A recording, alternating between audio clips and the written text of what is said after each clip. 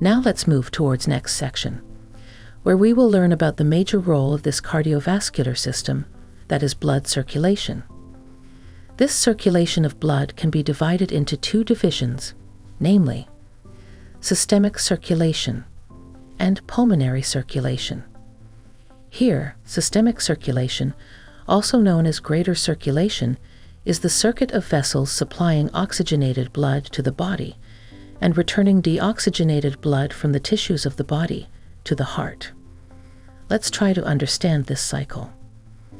At the level of capillaries, exchange of material takes place between cells and blood inside the capillaries. Here cells takes oxygen from the blood via diffusion along semipermeable capillary wall, and in return give carbon dioxide and other wastes to the blood, making this blood deoxygenated, that lacks oxygen, as it is already consumed by the cells. Now from this level, capillaries merge into venules and ultimately into veins. Now the popliteal vein from lower limbs, common iliac vein from lower abdomen, renal veins from kidney, and hepatic veins from liver enters into inferior vena cava, whereas jugular veins from brain and cranium, subclavian vein from upper limb, then enters into superior vena cava. We know that both inferior and superior vena cava are the great systemic veins of the circulatory system. These veins then drain deoxygenated blood into the right atrium. The both atria of the heart serves as contractile reservoir of blood, whereas the ventricles of the heart acts as pump, making it a dual pumping organ. So when blood enters right atrium through superior and inferior vena cava, here, firstly, the heart undergoes the phase of atrial systole.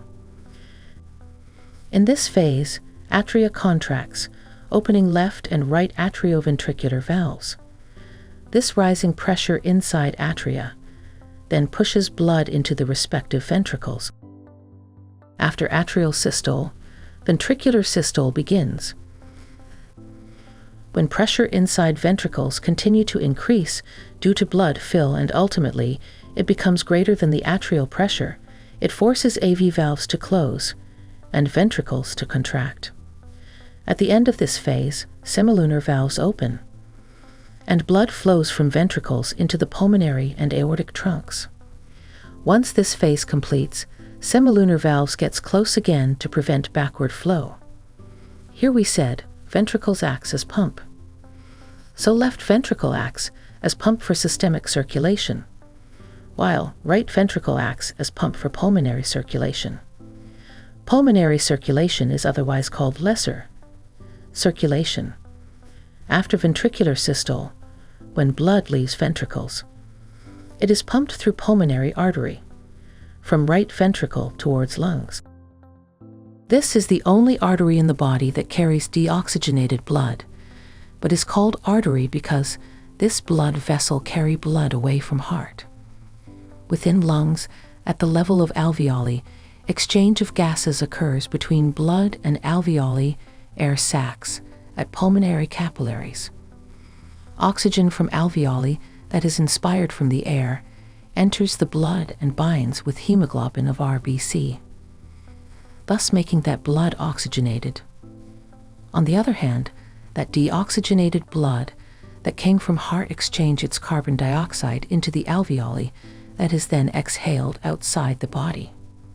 So now the oxygenated blood returns back to the heart by pulmonary vein, the only vein that carries oxygenated blood.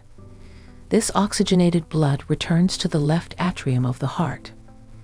Thus, left side of the heart contains oxygenated or arterial blood, and the right side of the heart contains deoxygenated or venous blood. The oxygenated blood that has entered the left atrium then undergoes the atrial systole, as explained earlier. From there, it passes atrioventricular valves and enters left ventricle. That then undergoes ventricular systole, and at this point, it is pumped from left ventricle into the great artery of the body that is aorta. Different arteries arise from aorta that supply blood to different organs of the body, like common carotid arteries, extends from both sides of neck and supply oxygenated blood to the front part of brain, face, and head, where the subclavian arteries supply blood to the upper limbs and parts of the head and neck. Also, branching from abdominal aorta, the celiac arteries supply blood to the abdominal viscera. Renal arteries supply oxygenated blood to kidneys. Aortic arteries also arise from abdominal aorta, supply for lower abdomen and pelvic viscera. And lastly, popliteal artery, supply blood to lower extremities of the body. Here is another type of circulation that needs to be mentioned here, called portal circulation. Portal circulation is where blood is used to transport materials directly from one tissue to another.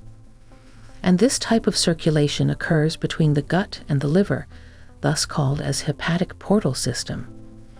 These portal systems are arranged in series. The nutrients coming from food are then absorbed from digestive tract into the bloodstream via capillaries. This nutrient-rich blood is drained via portal vein directly into the liver before it enters main blood circulation, so that liver removes any harmful substances that may have been digested with food. So, by this arterial vasculature, oxygenated blood is supplied to the body at cellular level, following capillary diffusion, and then the whole cycle of blood circulation continues. So this was a full of knowledge video about cardiovascular system that must have improved your concepts.